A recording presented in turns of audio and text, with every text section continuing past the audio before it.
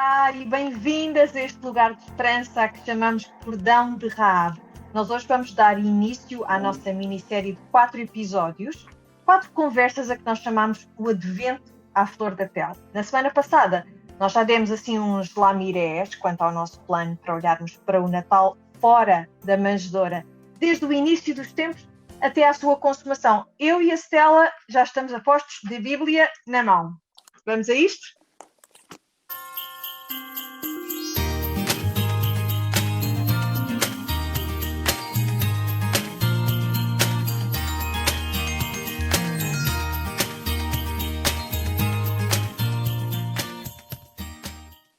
Entramos agora na semana 1 do Advento e o título que encontramos para ela é: O Advento é liberdade dos meus próprios males, é a promessa cumprida.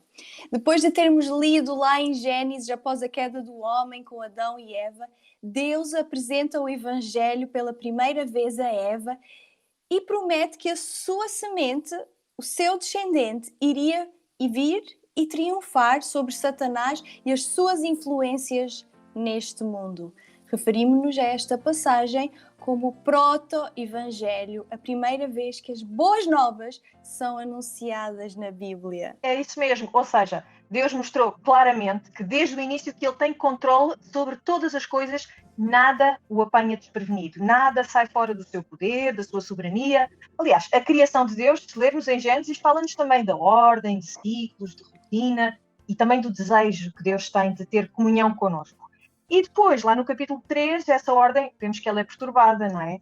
Tragicamente, aliás, pelo pecado que nós, ao fim e ao cabo, acabamos por ter todos em comum, essa mania de saber, de querer saber mais do que Deus, de querer fazer as coisas à nossa maneira, de reinterpretar a palavra de Deus de um modo que não foi o que Ele entendeu e de, ao fim e ao cabo, encontrar os nossos atalhos do costume para chegar onde pensamos que queremos chegar, não é? Então, depois dessa tragédia, dessa dor, vem, graças a Deus, a promessa. Não é? Vem a promessa para Eva, que ao fim e ao cabo se estende para toda a humanidade, né? Se ela é a mãe de toda a humanidade. E eu vou ler outra vez, porque na semana passada já lemos o versículo 15, só para contextualizar melhor, que relata o que Deus disse à serpente, que representava ao fim e ao cabo o tentador, não é? Esse animal. Diz assim Deus para a serpente: porém, inimizade entre ti e a mulher, entre a tua descendência e o seu descendente, da mulher. Este te ferirá a cabeça e tu lhe ferirás o calcanhar. É verdade, Adelaide. E sabes qual é a maravilha nisto tudo? É que já no início da história humana vemos a graça de Deus, não somente no Novo Testamento. Isto mostra-nos como a narrativa de Deus e o seu plano provém de uma progressão que liga sem dúvida as narrativas, as poesias, as canções e profecias do Velho Testamento com as narrativas, com as cartas, com as imagens apocalípticas do Novo Testamento, apontando para Cristo, para Jesus Cristo, que, claro, aplica perfeitamente toda a Escritura em todo o seu aspecto humano e divino. É mesmo. Sabes, Stella, uma das coisas que mudou bastante para mim, quando comecei a aprender contigo e com outras pessoas a ler a Bíblia com a ajuda da Bíblia, foi aí que eu percebi que aquela conversa, que eu até propagava eu mesma, que Deus, o Deus do Antigo Testamento era um Deus vingador, era um Deus que estava sempre zangado, e que depois ficou bonzinho no Novo Testamento, que era uma tolice completa, não é? Não houve dessa mudança em Deus de todo. E ver que até às vezes livros que eu achava que eram aborrecidos, como o livro de Números, por exemplo, não é? Conseguimos até nesses livros, de facto, ver essa promessa de um Salvador.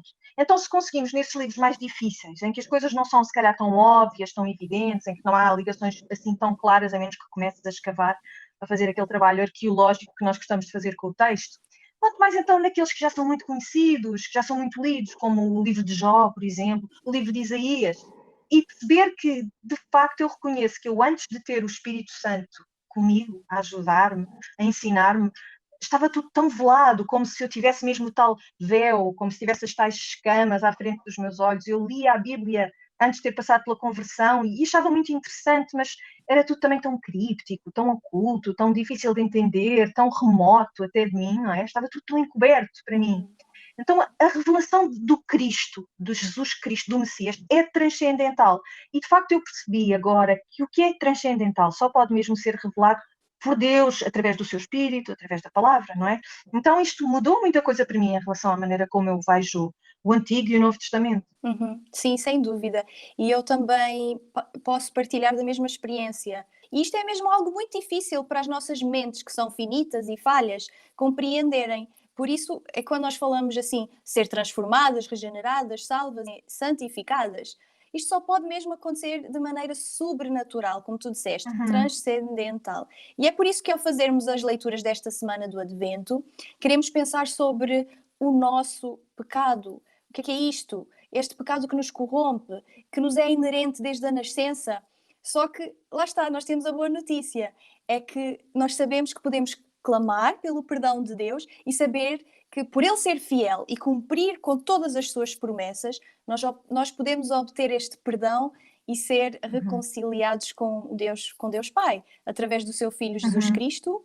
E não só, nós também obtemos a garantia desta nossa salvação através do Espírito Santo. E se me permitem, eu vou dizer, isto é que é esperar com esperança por uma vida eterna com o Rei dos Reis, que nós sabemos, né, a fazer as nossas leituras, que é Jesus, que virá uma segunda vez em grande poder e glória, como dissemos já na nossa introdução da semana passada. Sim, é verdade. Mas antes de nós chegarmos assim ao final da história, vamos ver o que é que se passou a seguir essa promessa que foi dada logo então a Eva, essa promessa que foi dada a toda a humanidade. E é claro que nós vamos dar assim grandes saltos, não é? Porque se abordássemos cada um dos detalhes, seriam muito mais do que se calhar 40 episódios, em vez dos 4 que queremos fazer, não é? Mas mesmo continuando ainda olhando para Gênesis, nós temos mais uma promessa importante, não é? Nós passámos pelo relato de Babel, por exemplo, em que Deus gorou mais um plano do homem para tentar ser como Deus, tomando aqueles atalhos do costume, não é? Depois temos uma genealogia que nos leva aos patriarcas, ao primeiro de todos, que era Abraão. E o texto em Gênesis 12:3 conta que Deus prometeu a Abraão o seguinte, eu vou ler, Gênesis 12:3. Diz assim, hei de abençoar os que te abençoarem e amaldiçoar os que te amaldiçoarem. E através de ti serão abençoados todos os povos do mundo.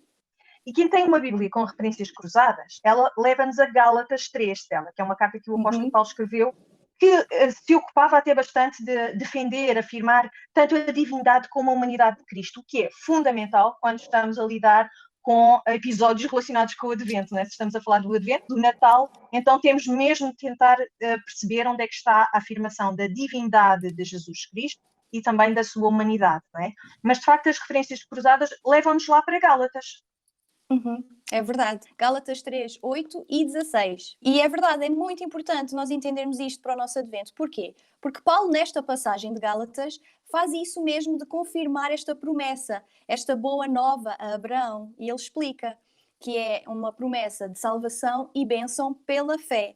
Deus cumpre as suas promessas através de Eva, não é? E agora é lindo de se ver que a árvore genealógica de Jesus chega ao ramo de Abraão. Este prometido descendente, tanto a Eva como a Abraão, é Emmanuel, Deus conosco. Que como eu e como tu, Adelaide, veio a este mundo em carne e osso e pertencendo a uma família de carne e osso. Mas isto não diminui em nada a sua divindade. Porque é através da fé em Cristo que tanto Eva, como Abraão, como eu e como tu e todos aqueles que crerem nele somos justificados. Por isso é que o Advento e o Natal são tão importantes para nós. Porquê, Adelaide? Porque é através de Abraão que esta promessa chega a todas as famílias de todas as etnias da Terra e, portanto, chega a nós. É verdade, e são boas notícias mesmo. Então eu vou ler Gálatas 3, 8 e 16, não é? Sim. Então diz assim, a Escritura, o apóstolo Paulo diz o seguinte aos Gálatas, à igreja da Galácia. A Escritura tinha previsto que Deus havia de justificar os não-judeus por meio da fé. Foi assim que prometeu a Abraão. Por meio de ti, todos os povos serão abençoados. Isto o verso 8. E depois no 16 diz, ora bem, portanto isto é uma conclusão. É uma conclusão que o apóstolo Paulo faz a partir dessa ideia. Ora bem, Deus fez as suas promessas a Abraão e à sua descendência. A Escritura não diz aos teus descendentes, como se tratasse de muitas pessoas, mas à tua descendência, indicando assim uma só pessoa, que é Cristo. Então, para Paulo, estava claríssimo que Jesus era o caminho para que nós pudéssemos todos, então, a partir dele, ser herdeiros desta promessa de bênção. Exatamente. E os ramos da árvore genealógica de Jesus continuam e continuaram a crescer depois de Abraão, não é? E passaram por Judá. Quem era Judá? Ele era o filho de Jacó e, portanto, se nós Uhum. fizermos as contas, é o bisneto de Abraão. Judá é o bisneto de Abraão. E nós podemos ler estas promessas que Deus faz, que reafirma, que continua a relembrar, em Gênesis 49, do versículo Uhum. 8 ao 12. E Adelaide, mais uma vez, Deus é tão bom, gracioso, tão maravilhoso, cheio de compaixão e amor, que Ele continua, mais uma vez, não é? Como eu já disse, a reafirmar a sua promessa de geração em geração. E nesta passagem, Judá recebe uma bênção muito especial do seu pai, de Jacó.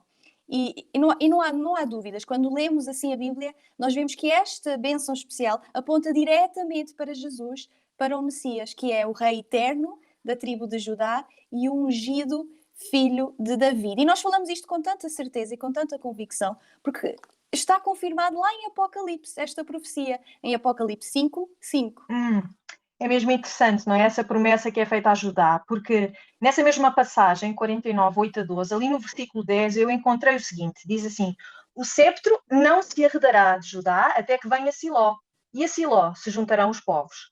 Ora, Siló seria o lugar onde o tabernáculo estaria durante quase 400 anos até a arca ser capturada pelos filisteus, não é? Esteve naquele lugar. E ela simbolizava para os leitores originais aqui do Pentateuco o lugar onde Deus estava presente, era a habitação de Deus. E também é interessante pensar que as mulheres da Lapa e da Margem Sul, nós temos estado a estudar o livro de Êxodo, que é um livro muito, muito rico e que liga, assim, sem dúvidas, o tabernáculo desse tempo, que era o lugar onde Deus se encontrava com o seu povo, não é? Com o tabernáculo que é o corpo de Jesus. Há tantas ligações que, enfim, teríamos de ser cegas mesmo para não as ver. É por isto que os cristãos veem aqui, nesta menção do livro de Gênesis que nós falamos, há uma autoridade terrena que dá lugar a uma divina e que essa autoridade divina chama a si todos os povos da terra. Vêem nisto então a promessa de um Messias vindo da tribo de Judá e mais tarde também de David, da família de David. E os judeus, aliás, também já viam. Muitos judeus tinham para eles, era muito claro que teria que vir da raiz, um tronco da raiz de Jessé, não é? Portanto, da família de David. Nós, para a semana, nós tencionamos falar da Anunciação e nós vamos ver também como o que o anjo diz a Maria, lá em Lucas 1, é uma confirmação desta mesma promessa que acabámos de ler aqui. Mas a outra referência que nós temos está em Apocalipse. E é giro ver como quase todas as referências cruzadas que nós encontramos até agora nos atiram lá para Apocalipse, não é? E nesta passagem de Apocalipse que tu mencionaste, Apocalipse 5, 5, nós estamos assim num momento-chave. Está prestes a abrir-se o livro do Cordeiro de Deus, o livro de vida. Esse livro é entregue nas mãos deste Cordeiro, o único digno de quebrar todos os selos. Estamos prestes a ter uma revelação, algo muito importante a acontecer então aqui neste episódio que é relatado em Apocalipse, nesta visão que o apóstolo João teve. Queres ler o que se diz aqui em Apocalipse 5:5, Stella? Sim, vou ler. Diz assim: então um dos anciãos me disse: não chore, eis que o leão da tribo de Judá, a raiz de Davi, venceu para quebrar os 7 selos e abrir o livro. Então, quer dizer, não há dúvida nenhuma, não é? No fim dos tempos, vamos ver o leão da tribo de Judá, a raiz de David, a vencer e a quebrar os 7 selos e abrir este livro. Mas agora precisamos de fazer um flashback rápido, olhar para o que se passa então entre Gênesis e Apocalipse. Depois daquela promessa que foi dada a Abraão, que nós lemos, houve muita tinta, muito sangue que correu, não é? Temos a ida para o Egito, por causa da fome que se fazia sentir em Judá. Temos a escravidão que eles sofreram às mãos do faraó, não é? O livro da Êxodo lida com isso também. Temos então o Êxodo, depois temos com Josué a conquista da terra prometida, temos sucessivas promessas feitas a Deus, sim, obedeceremos, prometemos obedecer, e mais desobediências do povo. Depois temos o livro de Juízes, esse livro tão interessante também, muito interessante de estudar. Temos mais desobediência com o livro de Juízes, temos uma autêntica espiral descendente de decadência moral e espiritual, muito óbvia. Depois temos aquela estrangeira que deu à luz alguém que está na genealogia também de David, não é? Que era Ruth, a Moabita. Depois vem a instauração da monarquia, temos os livros de Samuel, temos o tal tronco da raiz de Jessé a crescer, depois temos essa desgraça que foi a separação do reino em Reino do Norte e Reino do Sul, não é? Os filhos de Salomão. que teve origem exatamente na desobediência, na falta de fé. Depois temos uma sequência de profetas que anunciaram desgraça, castigo, punição, consequências, mas também anunciaram restauração. Há sempre, não é? Lá está. O amor de Deus e a disciplina de Deus vão sempre juntas, não é? Aliás, um dos livros de profetas mais citados do Novo Testamento, aliás, o próprio Jesus se levantou na sinagoga para ler a partir deste livro, é o livro de Isaías. Ele era filho de Amós, viveu ali alguns entre o século VIII e o século VII a.C., era um homem muito douto, muito educado, muito atento aos conflitos mundiais. E só para terem uma noção, enquanto Isaías foi vivo, houve a fundação de Roma, celebraram-se os primeiros Jogos Olímpicos na Grécia, portanto é dessa parte da história que nós estamos a falar. E Isaías, então, esse profeta de Deus, trouxe um aviso muito sério. O povo anda a brincar com um Deus que é santo e as consequências vêm aí, não é? É verdade, Adelaide, é isso mesmo. E sim, muito acontece, como disseste, entre Gênesis e Apocalipse. Acontecem muitas coisas. Mas se olharmos para as Escrituras de uma forma geral, como se fosse uma grande figura, apercebemos do padrão recorrente, que também citaste aí, não é? Mas de homens e mulheres escolhidos e escolhidas de Deus que cumprem grandes obras e são grandes heróis da fé. Através da graça, eles fazem isto através da graça e da força do Senhor. E eu estou a falar de homens e mulheres como Moisés, Judá, David, temos Débora, temos Ruth, temos Raabe, e etc. Temos muito mais personagens reais, mas que todos de alguma forma falharam e precisam de redenção, precisavam de redenção e perdão, tal como eu e tal como tu, como todos nós. E isto realmente mostra-nos o quê? A necessidade de alguém maior, de alguém melhor. E é por isso que Deus manda, sem dúvida, e usa estes homens e mulheres para proclamarem, para relembrar o povo destas promessas, e então chegamos a este ciclo de reconhecimento de pecado e clamor da nossa leitura de Advento de hoje, que já mencionaste, que é Isaías. E eu estou a falar especificamente na passagem de Isaías 64, dos versículos 1 e 9, a primeira passagem do nosso Advento desta semana. O que é que acontece aqui? O povo admite que é impuro, que é pecador, que é mau, mas arrepende-se e clama pela misericórdia de Deus. Depois nós vamos para a nossa segunda leitura desta semana, que é uma resposta a este clamor, a este reconhecimento de perdão. E a resposta encontra-se em Salmos 80, dos versículos 17 a 19.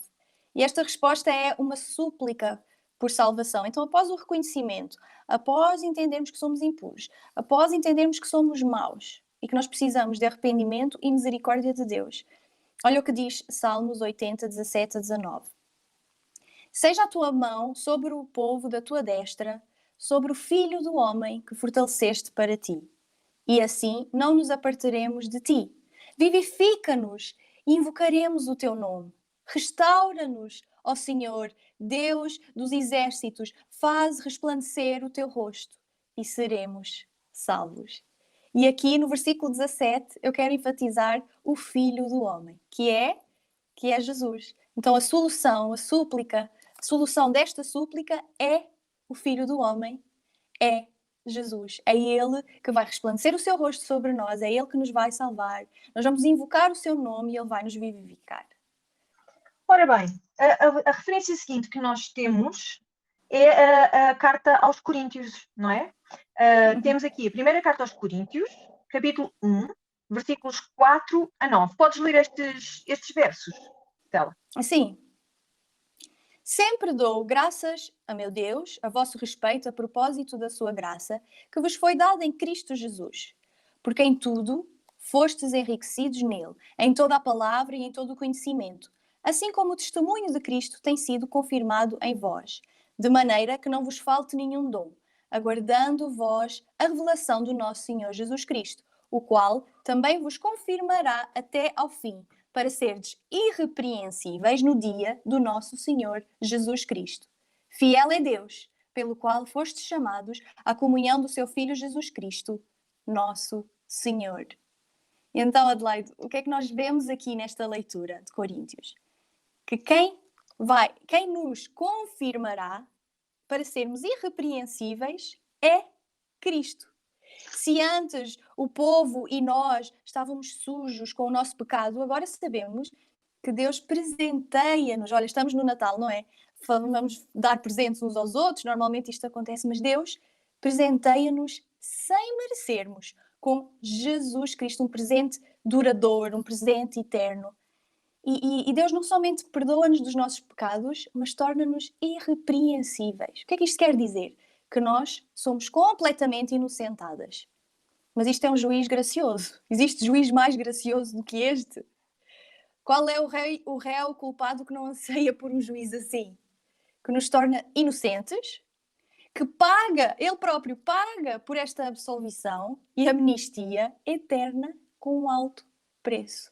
Então, Adelaide, aqui está a liberdade do advento que nós celebramos. É verdade. Um preço altíssimo, o preço mais alto que podíamos sequer conceber, não é? A graça teve um custo para nós, zero, mas para Jesus, tudo, não é? Tudo. Deu tudo, de facto, por nós. E desse reconhecimento, então, vamos olhar, percorremos aqui um valente arco, não é? Em Isaías tivemos aquele reconhecimento: somos pecadores, trapos sujos de imundícia e são as nossas boas obras perante Deus. Ai de mim, sou um homem de lábios impuros. Não é? Esse reconhecimento, somos todos lábios impuros, temos todos pecado. Então, desse reconhecimento que encontramos em Isaías, nada podemos fazer para alcançar o perdão de Deus. Não é? O perdão eterno de Deus é inalcançável para o homem. Temos os tais lábios impuros, temos corações infiéis.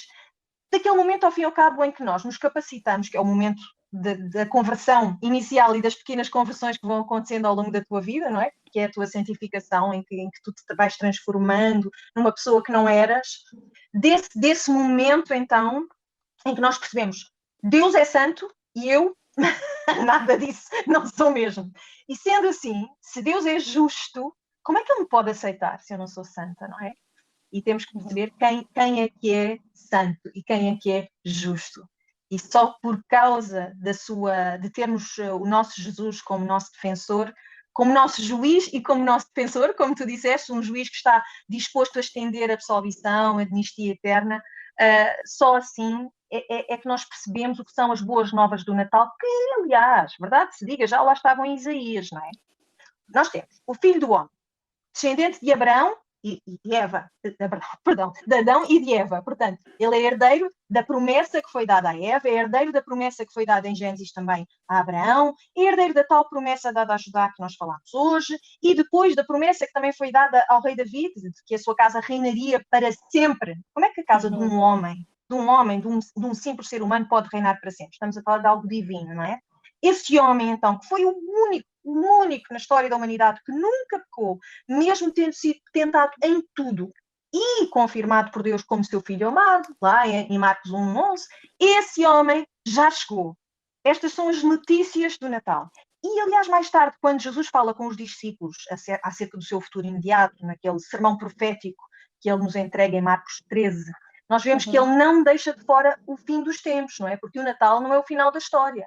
Se o Natal fosse o final da história, estávamos aqui um pouco estávamos muito mais atrás na história humana do que na verdade estamos. Já estamos bem mais à frente. E sabemos que a vinda de Jesus, se ele veio a primeira vez, virá a segunda vez. Então, o que é que aí, do que encontramos em Marcos 13, Stella, o que é que podemos fazer notar aqui hoje?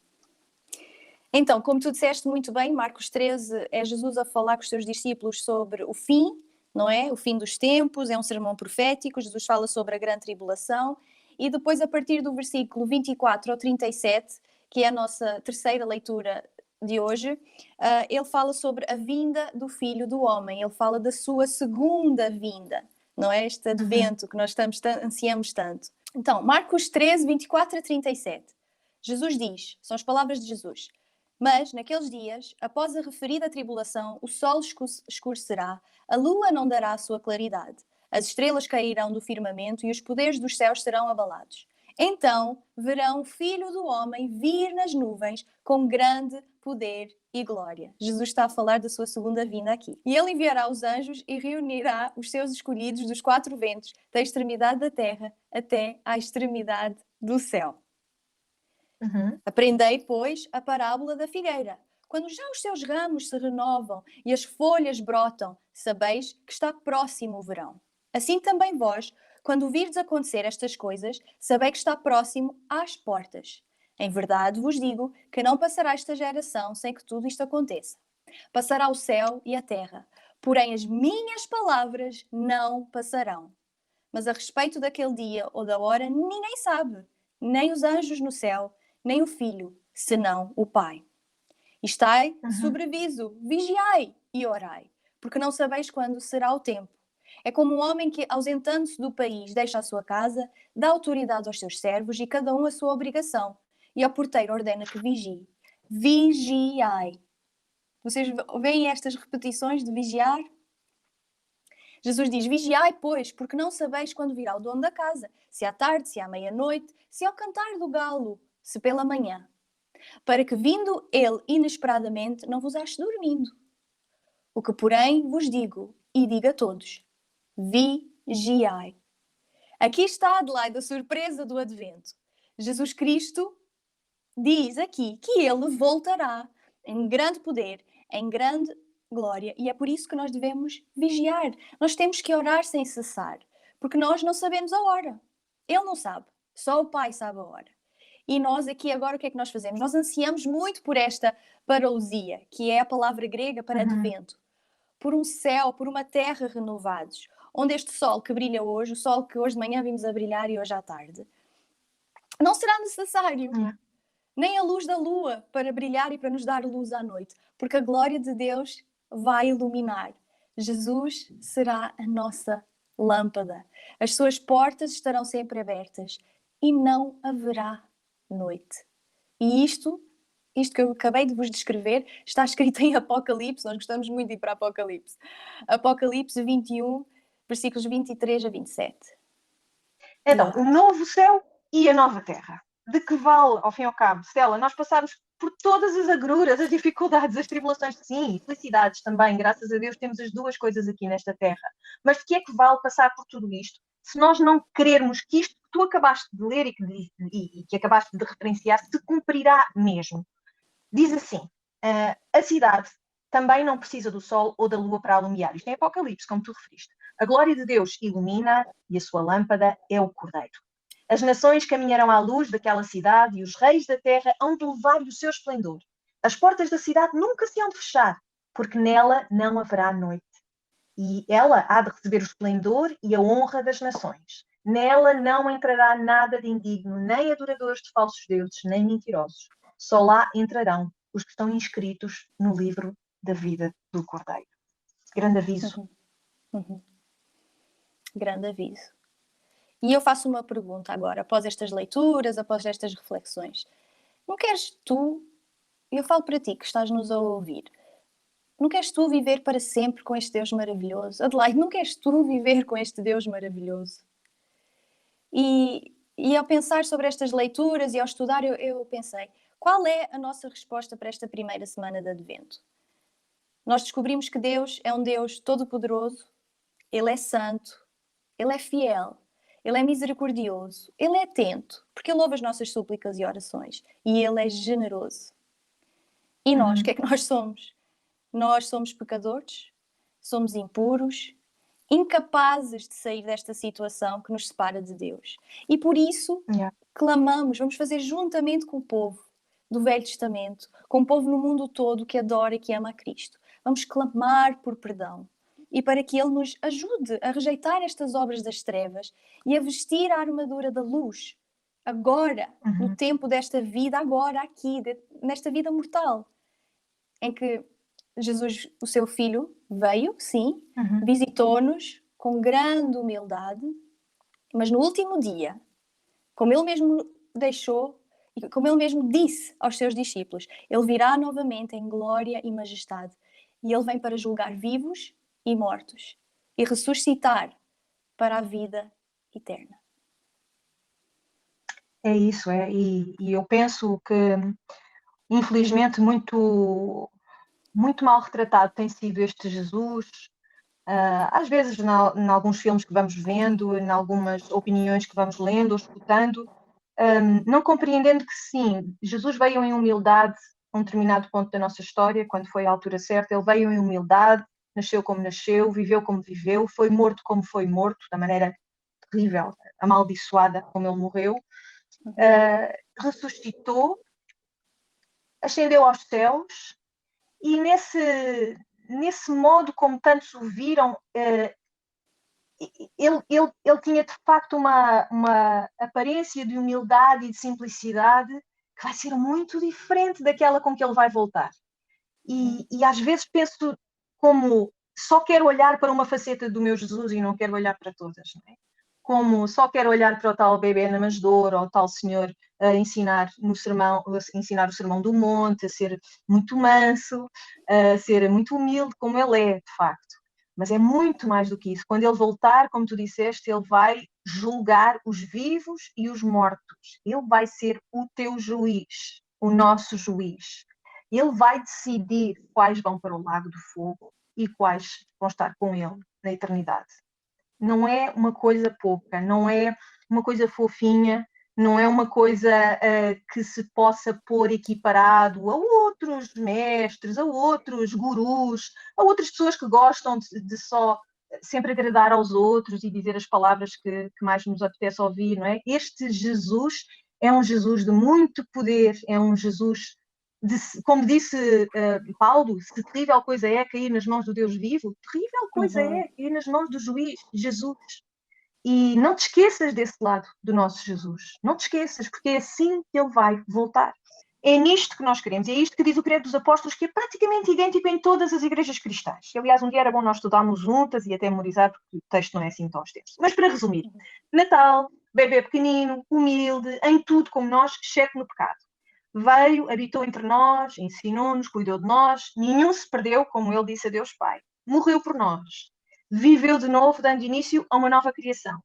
Depois ascendeu aos céus, mas não sem antes deixar a promessa do Espírito Santo, que agora nos capacita para que nós possamos suportar tudo nesta terra, que nos conduz, enquanto estamos de facto nesta morada temporária, até que ele, o Deus Filho, venha de novo.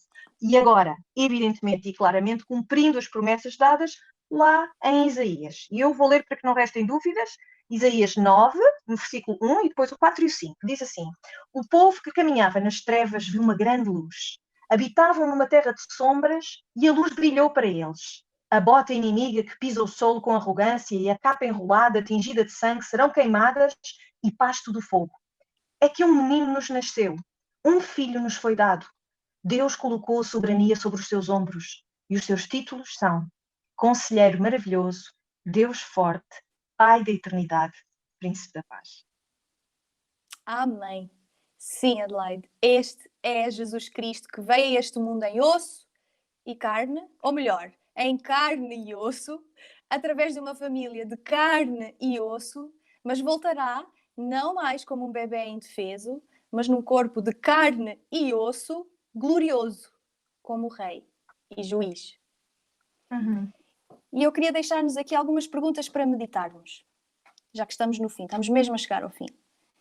E são as seguintes as perguntas. Como aguarda o nosso coração? Será que estamos a vigiar como Jesus mandou? Estamos preparadas para este encontro surpreendente?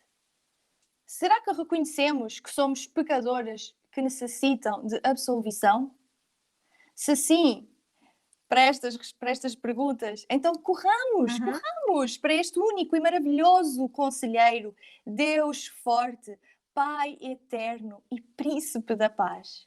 Celebremos este Advento e este Natal com a bênção de fazer parte desta família em Cristo. É isso, está feito o convite, está deixada a notícia mais uma vez para quem estava um pouco esquecido, porque o objetivo é sempre nós encorajarmos, relembrarmos, recapitularmos, de facto não deixarmos que as nossas distrações de todos os dias e também as distrações do Natal tirem o nosso pensamento, a nossa mente, o nosso coração daquilo que verdadeiramente se está a celebrar nesta altura. Bom, vamos pedir-nos, para a semana nós continuamos a nossa caminhada do Advento juntas, vamos olhar especificamente para a encarnação de Jesus, vamos olhar também, portanto, para Maria, essa jovem mulher piedosa que teve tanta fé e tanta coragem. Ela é uma inspiração para nós, uma espécie de uma pré-figura de todos nós os que cremos em Jesus, porque apesar de pecadores, como ela também era, Jesus está a ser gerado no nosso íntimo. É um milagre. Então, ativem as notificações do YouTube, clicando no sininho.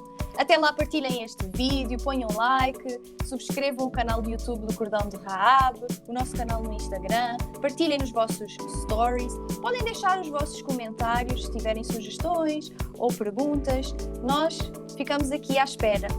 Deus vos abençoe e até breve aqui no Cordão de Rahab. Até para a semana.